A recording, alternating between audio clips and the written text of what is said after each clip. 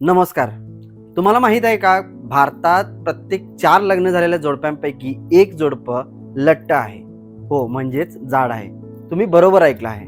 ICRने केलेल्या एका नव्या अभ्यासातून हे धक्कादायक वास्तव्य समोर आलं आहे. हा अभ्यास देशभरातील 52,000 हून अधिक विवाहित जोडप्यांवर करण्यात आला. नॅशनल फॅमिली हेल्थ सर्व्हे 2019 ते 2021च्या डेटानुसार 30 ते 40 वयोगटातील जोडप्यांमध्ये लठ्ठपणा सर्वाधिक असल्याचं दिसून आलं आहे.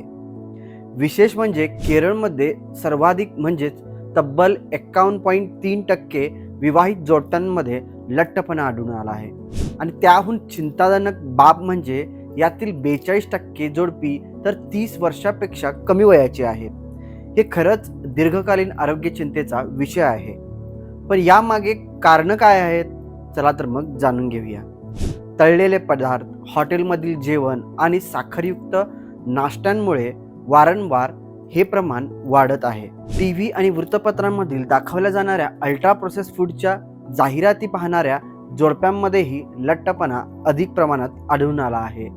सर्वात महत्त्वाचं म्हणजे लठ्ठ पालक नकळतपणे त्यांच्या मुलांनाही चुकीच्या जीवनशैलीकडे ओढू शकतात, ज्यामुळे बालपणीच लठ्ठपणा वाढू शकतो. या अभ्यासात असंही दिसून आलं आहे की ही जोडपी चिकन, अंडी यासारखी आरोग्यास चांगले मानले जाणारे पदार्थ देखील वारंवार खात होती.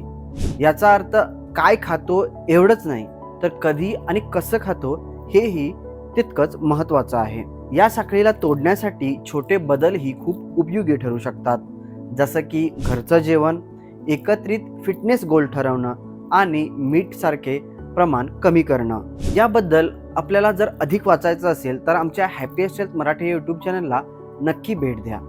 असेच नवनवीन व्हिडिओ पाहण्यासाठी हॅपीएस्ट हेल्थ मराठी या यूट्यूब चॅनलला सबस्क्राईब करा. धन्यवाद.